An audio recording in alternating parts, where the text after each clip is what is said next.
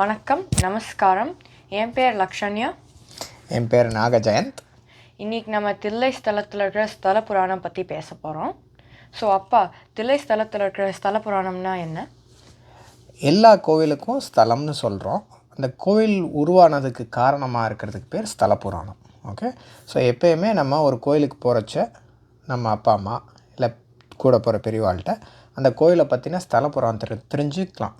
அப்படி இல்லை, நம்மளுக்கு யாருக்கும் தெரியலன்னா அங்கே போய் அந்த கோயிலில் இருக்கிற சிவாச்சாரியார்கிட்ட கேட்டு தெரிஞ்சுக்கலாம்.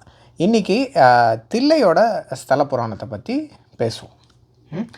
தில்லை அப்படின்றது சிதம்பரத்தை தில்லைன்னு சொல்கிறது உண்டு. ஓகே. ஸோ சிதம்பரத்தில் இருக்க நடராஜர் கோயிலை தான் நம்ம தில்லை ஸ்தலம் அப்படின்னு சொல்கிறோம். ஸோ அந்த தில்லையே கைலை, சிம்பிளாக சொல்லணுன்னா தில்லையே கைலை, கைலையே தில்லை. கைலைனா சிவபெருமான் இருக்கிற கைலாசத்தை கைலைன்னு சொல்லுவோம் தமிழில். தில்லையே கைலை, கைலையே தில்லைன்னு சிம்பிளாக சொல்லிடலாம். கோவில்களுக்கெல்லாம் கோவில் தில்லை. ஓகே. அதாவது எல்லா கோவிலுக்கும் கோவில்னு இருக்கிற அந்த கோவிலில் இருக்கிற சுவாமிகள் கும்பிடுற கோவில் தில்லை ஸ்தலம்னு சொல்லிட்டு அதுக்கு ஒரு சிறப்பு உண்டு தில்லைக்கு.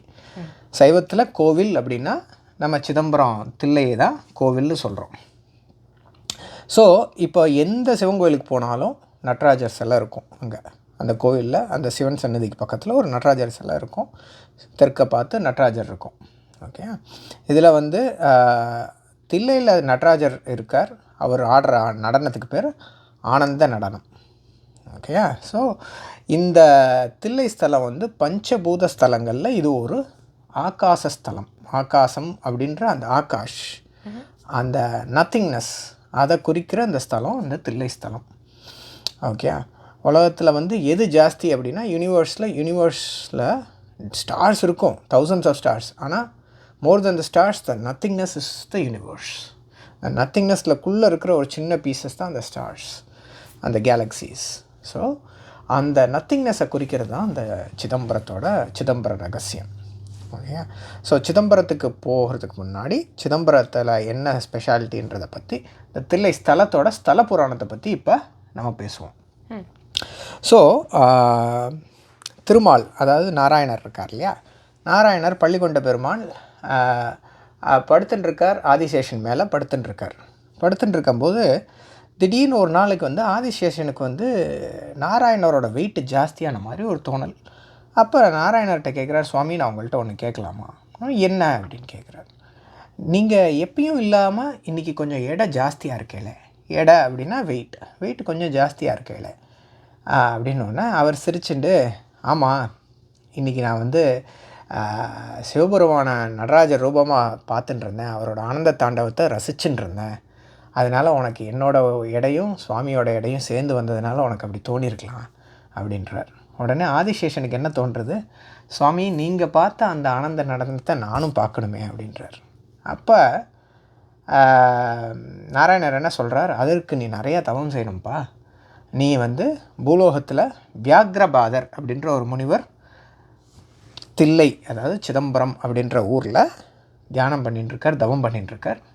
அவரோட சேர்ந்து நீயும் சேர்ந்து தவம் பண்ண, சுவாமி உன்னோட தவத்தின் பொருட்டு உனக்கு அங்கே ஆனந்த தாண்டவம் புரிய வாய்ப்பு இருக்குது அப்படின்னு சொல்கிறார். சரின்னு சொல்லிவிட்டு இவர் கீழே பூலோகத்தில் ஆதிசேஷன் பதஞ்சலி முனிவராக வரார். வியாகரபாதரோட நட்பு கொள்கிறார். அங்கே தில்லைக்கு வியாகரபாதரை மீட் பண்ணுறார். மீட் பண்ணி அவரோட நட்பாகிறார், ஃப்ரெண்டாகி என்ன பண்ணுறார், தில்லையில் அவள் 2 பேரும் சேர்ந்து தவம் பண்ணி சிவனை வேண்டிகிட்டே இருக்கும்போது எனக்கு அந்த ஆனந்த தாண்டவத்தை நீங்கள் காமிக்கணும் சுவாமியே எனக்கு அப்படின்னு வேண்டிகிட்டே இருக்கா. அவள் ஒரு பீரியட் ஆஃப் டைமில் தவம் பண்ணி முடித்தோடனே அவளோட தவத்தின் பலனாக, அந்த பண்ண தவத்துக்கு சிவபெருமான் கண்டிப்பாக உனக்கு ஆனந்த தாண்டவம் ஆடி காமிக்கிறேன் அப்படின்னு சொல்லிட்டு தில்லையில் உனக்கு ஆடி காமிக்கிறேன்னு சொல்கிறார். அப்போ எல்லாம் சரியாயிடுறது. தை மாதம், தமிழ் மாதங்களில் தை மாதம் ஒரு வியாழக்கிழமை,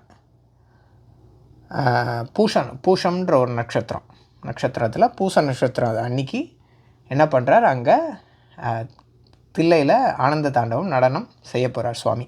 ஸோ கைலாயத்திலேருந்து சுவாமி இறங்கி வர்றதுக்கு தயாராக வரார். அப்போ சுவாமியோடு சேர்ந்து தேவர்கள், சிவகணங்கள் எல்லாரும் சேர்ந்து வரேன் அப்படின்னு சொல்கிறான். சுவாமி சரி நீங்களும் வாங்கோ, நீங்களும் வந்து தில்லையில் இந்த நடனத்தை பாருங்கோ அப்படின்னு சொல்கிறார். சரின்னு சொல்லிட்டு அவள் எல்லாரும் 78,000 தேவர்களும் சேர்ந்து வரா. தேவர்கள், சிவகணங்கள் எல்லாரும் சேர்ந்து வரா. அதில் ஒரு 3000 பேர் தீட்சை வாங்கிட்டு சுவாமிக்கு பூஜை பண்ணுறவா. தீட்சை வாங்கிட்டு சுவாமிக்கு பூஜை பண்ணுறதுனால அவள் பேர் தீட்சிதர் அப்படின்னு சொல்லுவோம். ஓகே, ஸோ அந்த தீட்சிதர்களும் அதில் வரா. வந்து அங்கே வந்து தில்லையில் எல்லாருமா இறங்கி அந்த ஆனந்த தாண்டவத்தை சுவாமி நடனம் ஆட உலகத்தில் இருக்கிற எல்லா சுவாமிகள் எல்லா ஜீவராசிகளும் கண்டு கழிக்கிற மாதிரி அந்த தை மாதம் வியாழக்கிழமை பூச நட்சத்திரம் அன்றைக்கி சுவாமி அங்கே திருக்கூத்து ஆனந்த நடனம் ஆடி காமிக்கிறார். அதை ஆடி காமிச்சோன்னே வியாகரபாதருக்கும் பதஞ்சலி முனிவர்களுக்கும் தன் வேண்டிண்டு தவம் பண்ண ஒரு பாக்கியம் கிடச்சது. ரொம்ப சந்தோஷமாக இருந்தது, எல்லாருக்கும் ரொம்ப சந்தோஷமாக இருக்குது. அப்போ அவள் 2 பேரும் ஒரு இது எடுத்துக்கிறாள். நம்ம இருக்கிற நாளில் எல்லா நாட்களிலுமே நடராஜரை ஒரு நாளும் மறவாமல் ஒரு நாளும் பூஜை பண்ணாமல் இருக்கக்கூடாதுன்னு அவள் மனசுக்குள்ளே ஒரு இது பண்ணி பிரதிங்கை எடுத்துக்கிறா, டீல் வச்சுக்கிறா. அந்த மாதிரி I will always pray Natarajar daily அப்படின்னு. இது போக அந்த தில்லை 3000 வந்துட்டு இந்த திருக்கூத்து முடிஞ்சதுக்கப்புறம் எல்லா தேவர்களும் திருப்பி கைலாயம் போகும்போது இந்த 3000 தீட்சிதர்களை சுவாமி என்ன சொல்கிறார், நீங்கள் இங்கேயே இருங்கோ நடராஜரோடைய இருந்து இந்த நடராஜரை பார்த்து இந்த நடராஜரை பூஜை பண்ணி இந்த நடராஜரை நீங்கள் உங்களோட தான் வச்சுட்டு நீங்கள் இருக்கோ, நடராஜரை நீங்கள் நன்னா வச்சுக்கோங்க, பார்த்துக்கோங்க, பூஜை பண்ணுங்கோ அப்படின்னு சொல்லிட்டு போகிறார். ஸோ அந்த தில்லை 3000ன்ற அந்த அந்தணர்கள் அங்கே தில்லையில் இருக்கா. அவளும் அதே மாதிரி ஒரு இது பண்ணிக்கிறா, இந்த நடராஜர் தான் நமக்கு, இந்த நடராஜரை விட்டு நான் எங்கேயும் போக மாட்டேன், இந்த நடராஜருக்கு பூஜை பண்ணுறது தான் என்னோடய வாழ்க்கை பயன். அதாவது நான் வாழ்ந்ததுக்கு காரணமாக வாழ்ந்ததுக்கு ஒரு மெயின் ரீசனாக இதை பண்ணிட்டு வாழ போகிறோம் அப்படின்னு அவள் பிரதிங்கை எடுத்துட்டு அவள் 3000 பேரும் இருக்கா. இப்போ பிரம்மதேவர், அதாவது பிரம்மா அப்படின்னு சொல்கிறோம் இல்லையா, அந்த பிரம்மதேவர் என்ன பண்ணுறார், ஒரு வேள்வி ஒரு ஹோமம் பண்ணுறார். ஒரு ஹோமம் பண்ணிவிட்டு உலகத்தில் இருக்கிற எல்லா பிராமணர்களையும் கூப்பிட்றார், எல்லா அந்தணர்களையும் அவர் அந்த வேள்விக்கு அழைக்கிறார். அப்போ தில்லை 3000 தீட்சிதர்களையும் அந்த அந்தணர்களையும் கூப்பிட்றார். அப்போ அவள் சொல்கிறா, பிரம்மதேவர் கூப்பிட்றவர் சாதாரண ஆள் இல்லை, பிரம்மா அப்படின்றோம் இல்லையா, அந்த பிரம்மா கூப்பிட்றார்.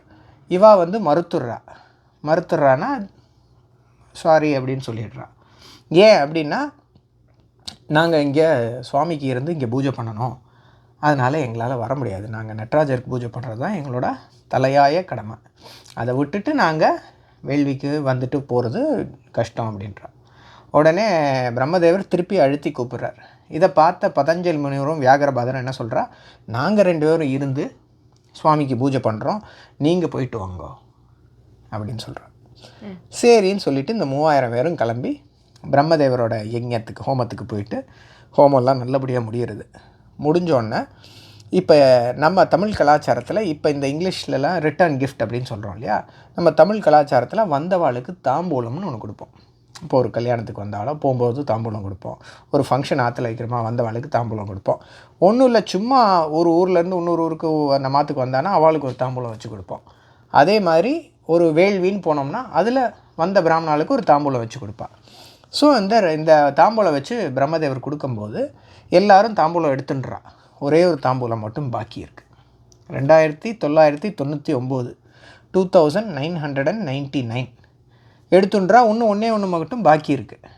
உடனே என்ன இன்னும் ஒன்று பாக்கி இருக்கேன்னு எல்லோரும் யோசிக்கிறா, நான் எல்லோரும் எடுத்துட்டோமேன்னு. அப்போ அந்த ஒன்று யாராக இருக்கும்னு நீ நினைக்கிற? சிவன். கரெக்ட், நடராஜர். ஸோ என்ன ஆகுது, எல்லாம் தேடின்னு இருக்க போது அங்கே நடராஜர் வந்து என்ன சொல்கிறார், இது என்னோடதுப்பா, நான் எடுத்துக்கிறேன் அப்படின்னு எடுத்துக்கிறார். எடுத்துட்டோன்னே சுவாமி, நீங்களே உங்களோடு கைலையில் 3000 ஒருவனாக வந்ததும் நானே, தில்லையில் நடனமாடும் நடராஜர் நானே, உங்களுடன் இருப்பவனும் நானே, தில்லை 3000 நானும் ஒருவனப்பா அப்படின்றார். அப்படின்னோன்னா அவளுக்கு ரொம்ப சந்தோஷமாகி அன்னியிலேருந்து அவருக்கு சபாநாயகர் அப்படின்னு ஒரு பேர் இருக்குது. ஓகே, ஸோ தில்லை சிதம்பரத்தில் இருக்கிற நடராஜரை சபாநாயகர் அப்படின்னு சொல்லுவோம்.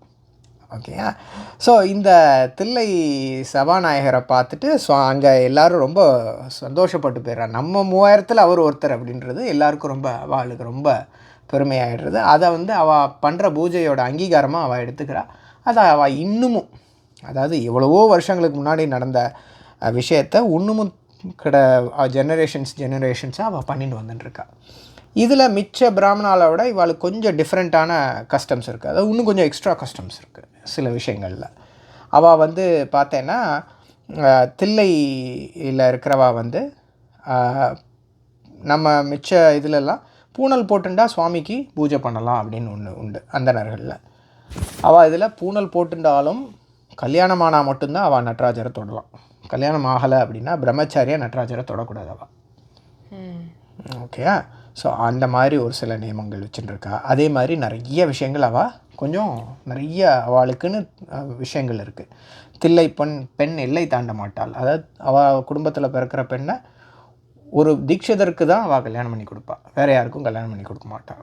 ஸோ அந்த மாதிரி அவள் வந்து ஒரு செட்டப் வச்சுன்னு இருக்கா. அதுக்குள்ளே தான் அவள் வாழ்ந்துட்டுருக்கா. இன்றைக்கும் அந்த கோவிலை அவள் ரொம்ப பர்ஃபெக்டாக மெயின்டைன் பண்ணுறதுக்கு இது one of the key reasons. ஓகேயா? ஸோ அந்த நாள்லேருந்து அந்த நடராஜர் வந்து இது காமிச்சது அந்த தில்லை ஸ்தலத்தோட ஸ்தல புராணம். இப்படி தான் தில்லை ஸ்தலம் உண்டாச்சு. ஸோ இன்றைக்கும் நம்ம தில்லைக்கு போனோம்னா பள்ளிகொண்ட பெருமாள் இருப்பார், சுவாமியை பார்த்துட்டு இருப்பார். அங்கே சுவாமி ஆனந்த நடனம் கொண்டிருப்பார். பக்கத்தில் பதஞ்சலி, வியாகரபாதர், அங்கே உள்ள சுவாமி பக்கத்தில் யார் இருப்பா? சுவாமியோட நடராஜருக்கு பக்கத்தில் இருக்கிற தேவிக்கு பேர் சிவகாமி. ஓகே, சிவகாமி தேவி இருப்பா. அப்புறம் இந்த பக்கம் மாணிக்க வாசகரும் இருப்பார், சின்ன உருவமாக மாணிக்க வாசகரும் வச்சுருப்பா. ஆனால் மெயினாக இருக்கிறது நடராஜர் சென்டரில். ஓகே, இந்த பக்கம் ஆகாய ஸ்தலம்னால ஒரு எம்டினஸ் இருக்கும், ஒரு ஃபுல் எம்டினஸ் இருக்கும். யார்? நடராஜரோட வலது பக்கத்தில் ஒரு பெரிய எம்டினஸ் இருக்கும். அதான் சிதம்பர ரகசியம்னு சொல்லுவாள். ஓகே, அந்த எம்டினஸ் ஆகாசத்தை குறிக்கிறது. ஓகே, அது சிவத்தை குறிக்கிறது. அது Shiva, that which is not அப்படின்றத அது குறிக்கிறது. ஓகே, இது இந்த ஸ்தலத்தோட சிறப்பு. இதில் இன்னும் கொஞ்சம் இன்ட்ரெஸ்டிங் ஃபேக்ட்ஸ் இருக்குது. இந்த ஸ்தலத்தில் வந்து 4 என்ட்ரன்ஸ் இருக்குது. வடக்கு, தெற்கு, நார்த், சவுத், ஈஸ்ட், வெஸ்ட்டுன்னு சொல்கிறோம் இல்லையா? அந்த மாதிரி 4 என்ட்ரன்ஸ் இருக்குது. இப்போ தமிழில் 4வர்னு சொல்கிறோம். யார் யார் அந்த 4வர்னு உனக்கு தெரியுமா? சைவத்தில் சுந்தரர், அப்பர், மாணிக்க வாசகர், திருஞான சம்பந்தர். ஸோ இவா 4 பேரும் இந்த கோவிலுக்கு வந்திருக்கார். 4வரும் வந்த ஒரு கோவில் இந்த கோவில் சிதம்பரம். ஓகே, அது ஒரு பெரிய சிறப்பு. 4 பேரும் 4 வாசல் வழியாக வந்திருக்கா. ஓகே, இந்த சிதம்பரம் கோவிலில் அது ஒரு பெரிய சிறப்பு. ஓகே, இன்றைக்கி நம்ம திருமுறைன்னு ஒன்று பாடுறோம், திருமுறைன்னு ஒன்று சொல்கிறோம். இதெல்லாம் வந்து கிடச்சதுக்கு ஒரே காரணம் சிதம்பரம் தான். இந்த திருமுறைகள் எடுத்ததும் சிதம்பரத்தில் தான். ஓகே, ஸோ திருமுறை கண்ட சோழன்னு நம்ம ராஜராஜ சோழனை சொல்கிறோம். ஓகே, அந்த ராஜராஜ சோழனும் நம்பியாண்டார் நம்பிகளும் வந்து தேடி வந்து சிதம்பரத்துலேருந்து இந்த தீட்சிதர்கள் திறக்க உள்ள திருமுறைகளை எடுத்து உலகத்துக்கு அவர் வந்து காமிக்கிறார். அப்புறம் செப்பேடு காப்பர் பிளேட்ஸில் பதிக்க ஆரம்பிக்கிறாங்க அந்த இது எல்லாத்தையும், இந்த ஓலைச்சுவடிகள் எல்லாத்தையும். ஸோ இது ஒரு பெரிய சிறப்பு. ஓகே, இன்றைக்கும் அந்த ஆயிரங்கால் மண்டபத்தில் நாட்டியாஞ்சலி அந்த மாதிரி பெரிய பெரிய உலகத்திலேயே த மோஸ்ட் கிரேட்டஸ்ட் டான்சர்ஸ் வந்து ஆடுற இடம் தில்லை சிதம்பரத்தில் இருக்கிற அந்த ஆயிரங்கால் மண்டபம். இதை விட ஒரு பெரிய சிறப்பு என்ன அப்படின்னா, அந்த தில்லை சிதம்பரத்தில் அந்த சென்ட்ரலில் அந்த அந்த நடராஜர் இருக்கார் இல்லையா, அந்த சிற்றம்பல கூடத்தில் அங்கே மேலே வந்து அந்த கோல்டில் அந்த கூரை பதிச்சிருக்காங்க. சோழ நாட்டு மன்னர்கள் கட்டின கோவில் இது.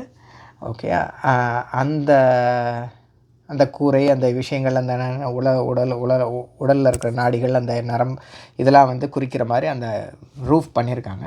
இதில் இன்னொரு முக்கியமான விஷயம் என்னென்னா, தில்லை சிதம்பரத்தில் இருக்கிற நடராஜர் தெற்க பார்த்துருக்கார். ஓகே, தெற்க பார்த்துருக்கார். அவரோட வலது பாகம் இருக்கு இல்லையா, நடராஜரோட வலது பாகம் சிவனை குறிக்கும், இடது பாகம் சக்தியை குறிக்கும். ஓகே, நடராஜரே அர்த்தநாரீஸ்வர ஸ்வரூபம். ஓகே, அவர் வந்து 4 கை இருக்கும், அவருக்கு 4 கை இருக்கும்.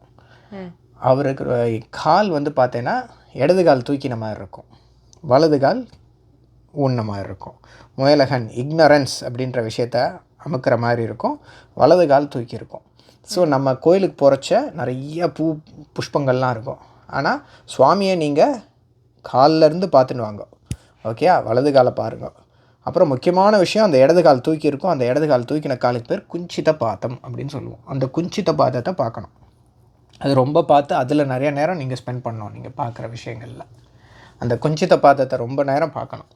அதுக்கப்புறம் மேலே பொறுமையாக மேலே போகணும். அப்புறம் அந்த சுவாமியோட இதை பார்த்து தரிசனம் பண்ணி சுவாமியோட பக்தியாக சுவாமியை தரிசனம் பண்ணணும்.